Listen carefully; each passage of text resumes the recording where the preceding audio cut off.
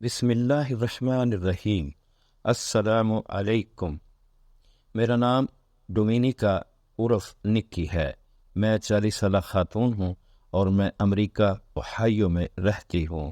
بچپن میں میری ماں نے ہمیں ایک خدا پر ایمان لانے کی تعلیم دی، لیکن ہم مسلمان نہیں تھے۔ ہم نے کبھی سور کا گوشت نہیں کھایا، لیکن ہم یہودی بھی نہیں تھے۔ میری ماں کا انتقال ہو چکا ہے، لیکن ان کی تعلیمات میرے ساتھ رہیں۔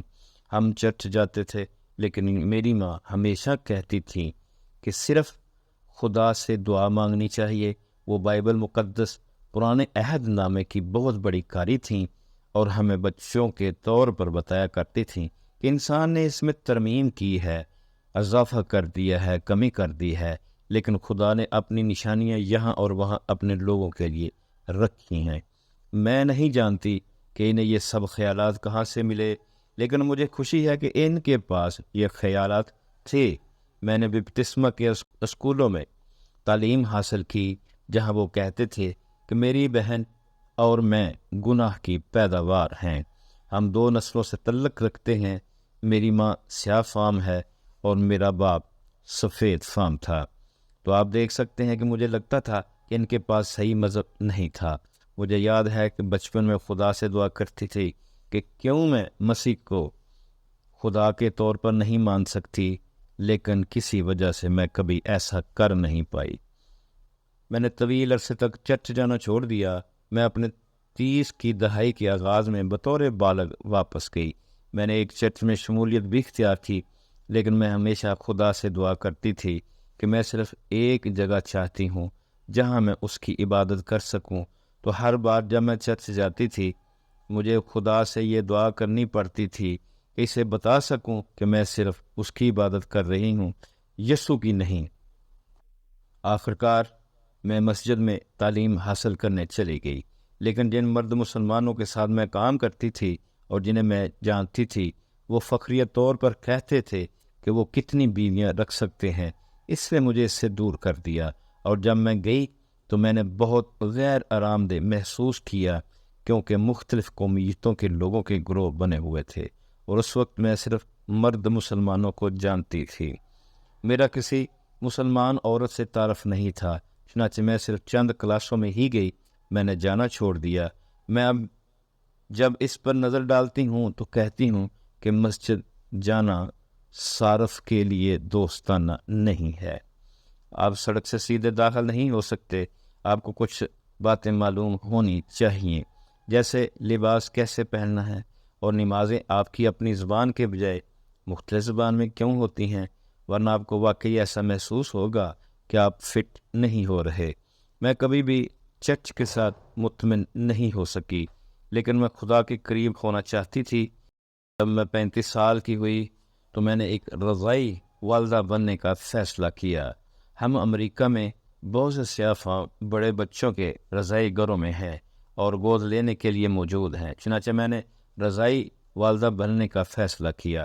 میرے پاس 2 بچے تھے جو میرے پاس 5 سال تک رہے اور گود لینے کے لیے آگے، اور کیونکہ میں جانتی تھی کہ وہ سسٹم میں ہی رہیں گے اور ایک گھر سے دوسرے گھر منتقل ہوتے رہیں گے۔ میں نے انہیں 2 سال قبل گود لے لیا۔ وہ اب 13 اور 12 سال کے ہیں۔ گود لینے سے کچھ وقت پہلے میری شادی ہو گئی اور میرا شوہر انہیں میرے ساتھ گود لینا چاہتا تھا، حالانکہ وہ میری زندگی میں آنے سے پہلے میرے پاس تھے۔ وہ ایک بہت اچھا انسان تھا۔ ہماری شادی کے 10 ہفتے بعد وہ بستر میں دل کے دورے سے انتقال کر گیا۔ اس کے بعد سب کچھ بگڑ گیا۔ بچوں نے اپنے خاندان کو رضاعی گھروں میں کھونے اور اب اس شخص کو کھونے کے بعد جو ان کے لیے سب سے قریبی والد کی مانند تھا، شدید دکھ کا سامنا کیا، اور میں نے بھی۔ یہ ہمارے لیے بہت برا وقت تھا۔ میں رات کو سونے کے لیے شراب پینے لگی اور پھر میں نے زیادہ پینا شروع کر دیا۔ مجھے اپنی زندگی میں خدا کی بے حد ضرورت تھی، لیکن شراب پینے کی وجہ سے مجھے لگا کہ میں خدا سے مدد مانگنے کے لیے بھی کافی صاف نہیں ہوں۔ میں نے گود لینے کے عمل کو مکمل کیا اور پھر میں نے شراب پینے کے لیے کچھ مدد حاصل کی۔ مجھے شراب نہ پینے میں بہت مشکل پیش آئی جب تک کہ میں نے ایک دعا نہیں کی۔ مجھے وہ دعا یاد ہے۔ یہ دعا گزشتہ سال کی ہے۔ مجھے یاد ہے کہ میں نے اپنے بچوں سے کہا کہ وہ اپنی زندگی میں آدھی غلطیاں نہیں کریں گے اگر وہ اپنی ماں کی بات سنیں۔ پھر میں نے اس بارے میں سوچا جب میں نے رات کو دعا کی کہ میں آدھی غلطیاں نہیں کروں گی اگر میں اپنی مرضی خدا کے حوالے کر دوں اور خدا کو اپنی زندگی چلانے دوں۔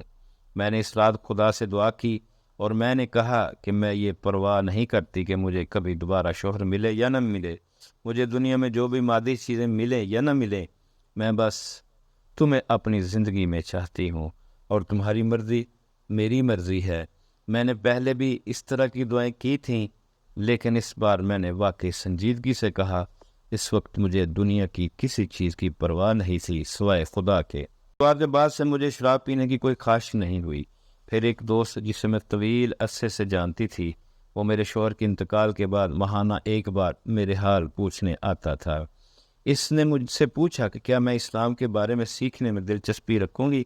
میں نے اسے بتایا کہ پہلے جب میں نے مختصر عرصے کے لیے مطالعہ کیا تھا تو مجھے کیسا محسوس ہوا، لیکن میں قرآن پڑھوں گی۔ میں نے قرآن پڑھا اور پھر میں نے اپنا شہادت پڑھا۔ اللہ کا شکر ہے میں مسلمان ہوں۔ میں صرف 19 جولائی 2002 سے مسلمان ہوں، لیکن میں یہ کہہ سکتی ہوں کہ یہ میری زندگی کا سب سے پرسکون وقت ہے۔ مجھے معلوم ہے کہ مجھے ابھی بہت کچھ سیکھنا ہے، لیکن میں یہ کہہ سکتی ہوں کہ مجھے ایک ایسی جگہ مل گئی ہے جہاں میں صرف اور صرف ایک حقیقی خدا اللہ کی عبادت کر سکتی ہوں۔ یہ میری کہانی ہے، تمام تعریفیں اللہ کے لیے ہیں۔ میں خدا کی تعریف نہیں کر سکتی، اللہ بہت بڑا ہے۔